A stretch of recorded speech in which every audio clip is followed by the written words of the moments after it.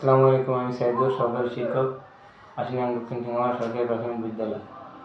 আজকের আলোচ্য বিষয় 1 অধ্যায় 1-এর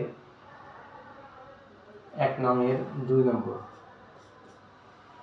0, 1, 2 অঙ্কগুলো একবার ব্যবহার করে গঠিত বৃহত্তম ও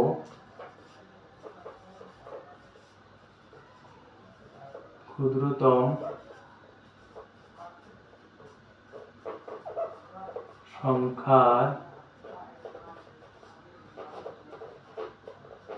গুণফল কত? তাহলে আমরা অঙ্কটা আবার একটু ভালো করে পড়ি। 0, 1, 2 অঙ্কগুলো একবার ব্যবহার করে গঠিত বৃহত্তম ও ক্ষুদ্রতম সংখ্যার গুণফল কত? প্রথমে এই অঙ্ক দ্বারা বৃহত্তম সংখ্যা গঠন করতে হবে।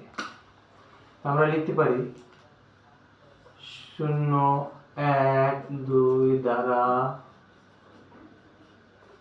গঠিত বৃহত্তম সংখ্যা।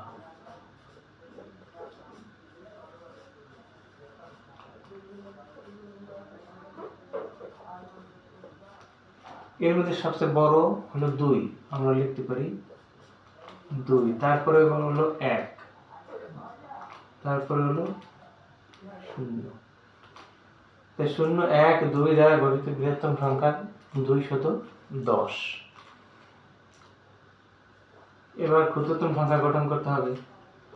0, 1, 2 দ্বারা গঠিত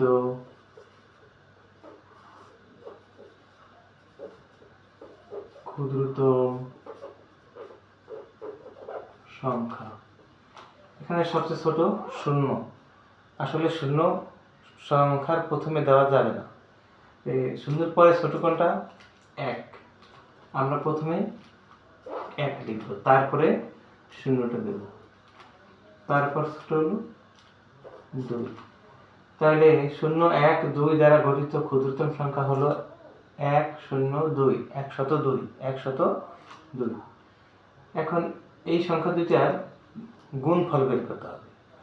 বৃহত্তম সংখ্যা হলো 210 আর ক্ষুদ্রতম সংখ্যা হলো 102।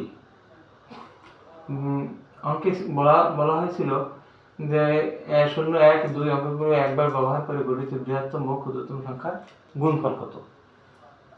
এবার আমরা গুণ করতে পারি। 210 ও 102 এর গুণফল।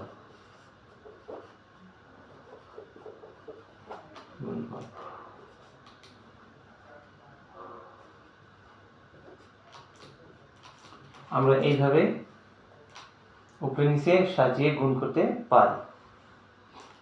2 দিয়ে প্রথমে গুণ করে একের ঘরে আছে 2, 2 দিয়ে গুণ করলে 2 0 0, 2 1 2, 2 2 2 4, একের ঘরে 0। এবার 0 দিয়ে গুণ করলে 0 0 0, 0 1 0, 0 2 0। এবার একক ও দশকের ঘরে 0। 1 দিয়ে গুণ করি 1 0 0, 1 1 1, 2 1 2। এখন আমরা যোগ করতে পারি। এখানে একের ঘরে 0, দশকের ঘরে 2, শতকের ঘরে 4,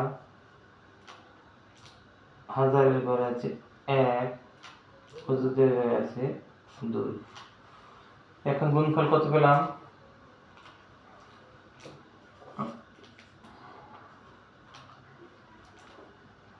21,420।